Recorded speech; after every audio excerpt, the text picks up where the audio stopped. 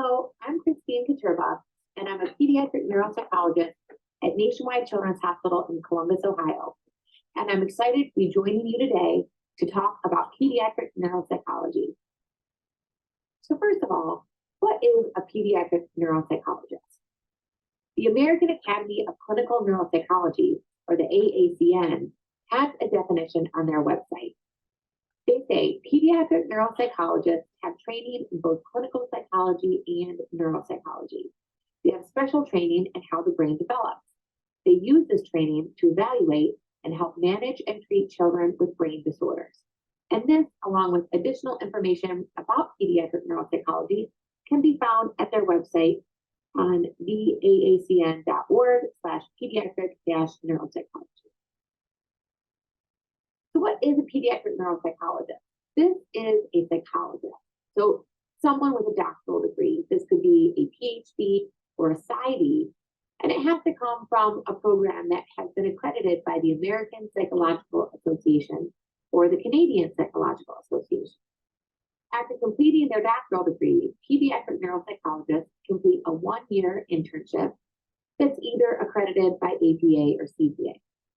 After their internship, they have graduated from their doctoral program, and next they go on to complete a two-year postdoctoral fellowship in pediatric neuropsychology.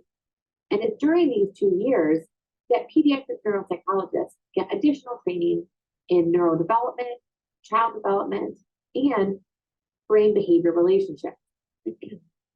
After this, they obtain a psychology license in the state where they live and work, and optionally, they can also complete board certification by a board like the American Association of Clinical Neuropsychology. So what do pediatric neuropsychologists do? Pediatric neuropsychologists help parents, teachers, and physicians, and they help them to understand how problems with the brain might relate to problems that could be seen at school, home, or with peers. So we really try to link what the parent or the teacher or the physician might be seeing day to day, and we try to relate that with what's going on neurologically. We also help those working with the family and the child how to understand how they learn best, how to understand why they might have behavior problems. And then we help a child deal with their thinking or behavior problems. We also identify neurological or psychiatric problems or conditions, and we help match expectations to a child's specific strengths and weaknesses. And this is something that I find myself talking to parents about every day. How can we best meet a child where they are based on the strengths and weaknesses that we determine on testing? And how do we adjust our expectations to really match with where they should be based on a child's specific profile? We also work with other doctors and teachers to develop the best treatment and school plan for a child. So as you will see in some later slides, our evaluation process really helps to make sure that kids and teens are linked with the best services, support, and accommodation to help them reach their full potential and be as successful as possible. What types of kids do we work with?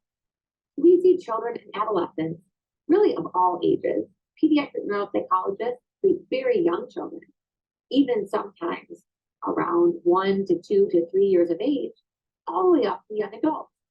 We might see children who are in their early 20s, especially if they're presenting with a childhood condition or disorder that persists into young adulthood, or if they have school-related difficulties at the college level. We also see people when there's concerns for transition to adulthood. So we see a wide range of ages and developmental stages. We work with youth who have learning and cognitive difficulties, a medical condition that could impact cognitive functioning, and oftentimes have unmet needs at home, school, or out in the community. We also work with youth when there's treatment-related considerations. Now, how is pediatric neuropsychology different from adult neuropsychology? The biggest difference here is that pediatric neuropsychologists are always thinking about development, current development, previous development, and future development. So one, where has the child developed from? What types of developmental issues or delays might they have had before they come in to see us? When they do come in to see us, where are they at developmentally? Are are they at an age appropriate level for their functioning? And then 3, how do we expect them to develop over time in the context of the neuropsychological testing that we've done, in the context of their history and their medical condition? We evaluate and assess children and adolescents with a wide range of medical and neurological disorders that can impact thinking or behavior. These could include things like brain tumors, epilepsy, acquired brain injury. So this could be something like a traumatic brain injury, a stroke, infections, encephalitis, that type of thing. Developmental conditions, so things that have been present since an early age or maybe even since birth, and genetic conditions. We also work with children who have things like learning disorders and attention deficit hyperactivity disorders. So there's a wide range of conditions that we treat and assess in youth. Now let's talk a little bit about development, because this is a critical part of pediatric neuropsychology. And I included pictures of my son, Joe, here. And as you can see, I'm raising him to be a diehard Wolverine like myself. Now, an important note that I should make is that I live in Columbus, Ohio, which is home to the Ohio State University, the arch rival of the University of Michigan. Now, the important point I want to make with including these pictures is that development involves both biologically determined characteristics and learning from the environment and caregivers. So take my son as an example here. I like to think that he is biologically determined to be a Wolverine just like me.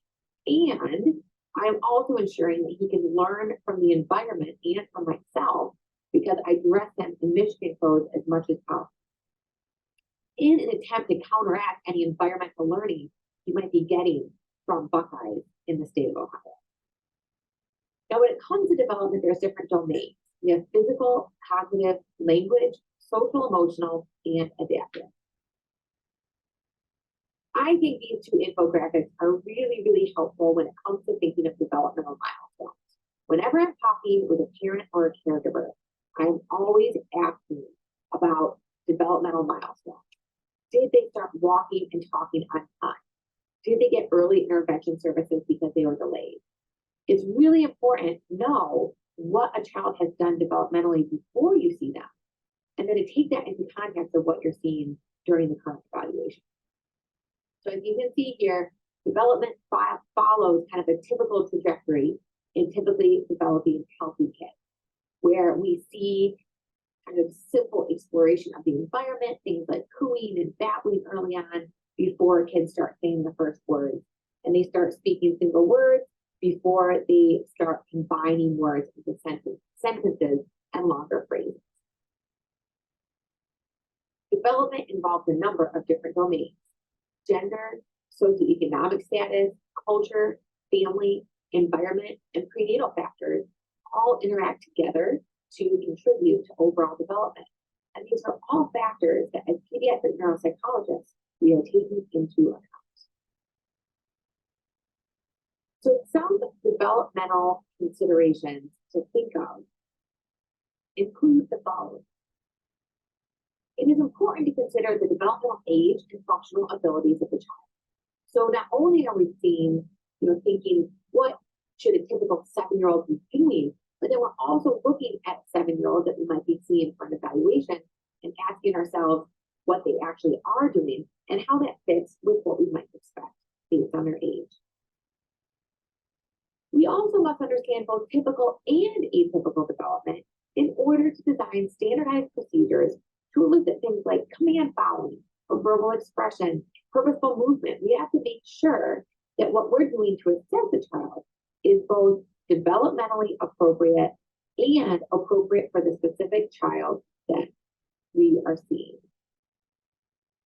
We also have to understand the context where development takes place: home, school, community. We have to understand how atypical development can impact functioning differently in each of these settings. So what does a pediatric neuropsychologist do? I oftentimes think of my job as like a detective. So after I've reviewed the referral information, I meet with the family and the patient, and I conduct a background interview. Next, I design the test battery based on the referral question, what I've learned from the interview, and my initial impressions of what's going on with the child. I complete the evaluation with the child and I get rating forms of daily emotional and behavioral functioning, executive functioning, and daily living skills from the caregivers and the schools. I score and interpret the test scores, and I integrate this information with background information, diagnoses, and other relevant information. So it's at this point that I do a really deep dive into the child's medical record, and I'm integrating their test results with information that I'm finding from things like neuroimaging results or EEG results, which can tell me what's going on neurologically with the child. I also am combining information from their background, and I'm looking at school records to see what the school has seen with this child. I look at any evaluations that have been done through the school or elsewhere, and I'm pulling all of this information together. And I use this to form a unique case conceptualization and write the report that has all of this information in it and includes individualized recommendations for the child. Finally, I share the results with the family, the referral source, and the stakeholders. So I mentioned earlier that I put together a full report that includes all this information. So just to give a summary of what is included in this very detailed and comprehensive report, we have the background history. This includes things like the family history, the history of things like emotional or behavioral conditions, maybe educational background of the caregivers, pregnancy, birth, and early developmental histories. I pay special attention to things that may have been atypical during pregnancy or birth or early development. Medical history, any diagnoses, treatments, any types of medical test results. School history, current grade, any concern for previous school performance or current school performance, and any accommodations the child might be receiving in school. Emotional, behavioral, and social functioning, both previous and current. And then current functioning. What are the parents or caregivers' current concerns? What's going on with the child that brings them in for testing? And what do they notice in terms of day-to-day functioning? I then include all of the test results. And when we do an assessment, I'm looking at things like overall cognitive functioning or IQ, overall intelligence, language skills, both expressive language and receptive language, visual spatial skills, memory, so both verbal and visual memory. I look at both immediate and delayed memory, and I can assess whether things like recognition or prompts can help facilitate a child's ability to recall information. I look at attention and executive functions, motor skills with both hands, academics, so things like reading, math, reading comprehension, spelling, written expression skills, and then caregiver rating of emotional and behavioral functioning, executive functioning, and daily living skills. And whenever possible, I attempt to get ratings from schools as well. So while I'm seeing a child for several hours on a given day, or maybe spread across 2 days, I want to get a sense from the people that are with that child the most, what they're seeing with them day to day. When I think about the conceptualization section, I'm thinking about what do these results mean? What does this mean for this particular child? And what do the results mean in the context of their child's history and their medical condition? So if I'm looking at a child with a specific medical condition, like a traumatic brain injury, I'm going to take what I know about other children with a traumatic brain injury, and I'm going to see if this child's profile matches with what I might expect based on their specific injury, or their illness, or their condition or diagnosis. Then I put together a comprehensive list of recommendations that target all of the areas of difficulty that the particular child has. And I structure these for school, home, and then other types of recommendations that might be provided for things like resources or services or referrals that may be made. So what happens after an evaluation is completed? The family shares the results and report with the school. So this is something that I encourage families to do after they've had a chance to really look over the test results themselves. This can help to get school supports and accommodation. So this report cannot be used in isolation to get school supports. The school will have to do their own evaluation, but oftentimes schools are able to use our test results and recommendations, and they're able to combine that with their own evaluation in determining whether a child needs special support from schools.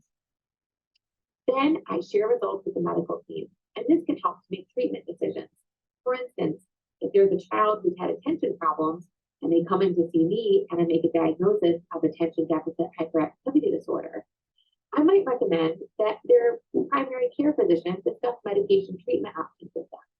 So this can be something that I'm relaying to the family and the medical team. I work with the family and the medical team to determine whether updated testing is needed in the future and when this might be. If a very young child has variable test results that are impacted by inattention, for instance, I might say, let's see them back in a couple of years so we can see how they do once they get a little bit older. Or if it's a child where I diagnose ADHD, I might recommend them trialing medication and then seeing them back in the future to see how they do once they're trialed on medication. If it's a child where I expect that they're going to be changing over time, like a child who's recovering from a severe traumatic brain injury, I might recommend seeing them back in 12 months or maybe 2 to 3 years.